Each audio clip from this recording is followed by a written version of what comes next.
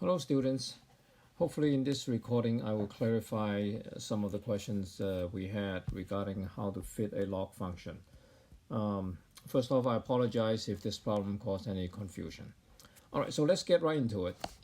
You recall the parent function of log of x has a shape like this, and we talked about in class. And in particular, this point is always at x equal to 1. And the vertical asymptote, which I'm going to use red on, the log function has a vertical asymptote right at x equal to 0, the y-axis. So if we compare the parent log function to the one that we're trying to fit now, where is the vertical asymptote now? So if I look at this graph here, the vertical asymptote is occurring right here at x equal to -1. So in other words, to get the parent function into the new function, the parent function of log x into this new function that we're trying to fit to, I have to shift left by 1 unit, right? So what used to be log x, I'm going to use a blue color now. So what used to be log x would have to be log x minus -1. I'm shifting left by 1 unit. Right? So that's the same as log of x plus 1. And as I said in class, we're going to try to fit this curve by using log base 2. Okay? All right, so now that we know the horizontal shift, let's now put it in general form. So f of x would be a, we don't know what the vertical dilation is, but we do know the horizontal shift, which is x plus 1. And there could be a vertical shift as well. So let's call that c. And since we're given the 2 points, I'm going to plug these 2 points into this equation here. Okay? All right, so let's do them one by one. Let's start with 1, 3.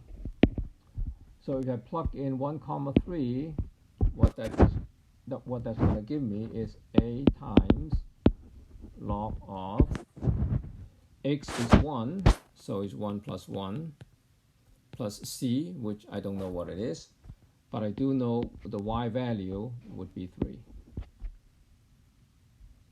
And I'm going to plug the other point in, 7, 7, so there would be a times log of 7 plus 1, x is equal to 7, plus c is equal to 7, y is equal to 7.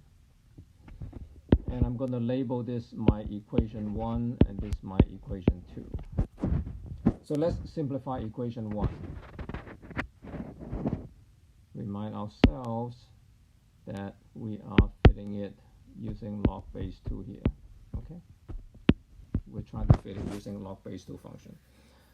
Okay, so let's simplify equation 1 and equation 2. So equation 1, after some simplification, would be a times log base 2 of 2 plus c is equal to 3.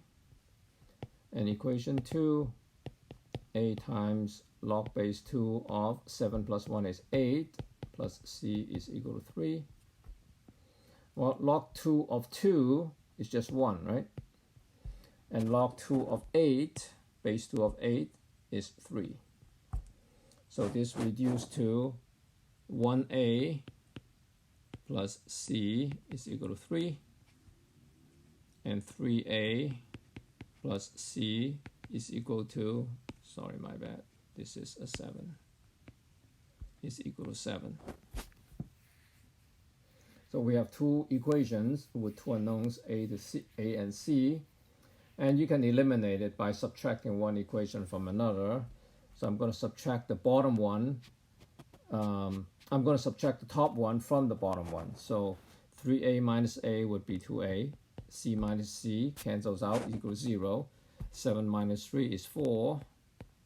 2a equal to 4. A must be equal to 2. And now that I know a is equal to 2, I can plug this into one of the equations So a times log of 2 base 2 plus c is equal to 3, and a is equal to 2, so a is 2, log 2 of 2 is 1, so 2 plus c is equal to 3, c must be equal to 1. All right, so now after all is said and done, I'm going to replace a with 2 and c as 1. Okay, so let me rewrite this just to be clear.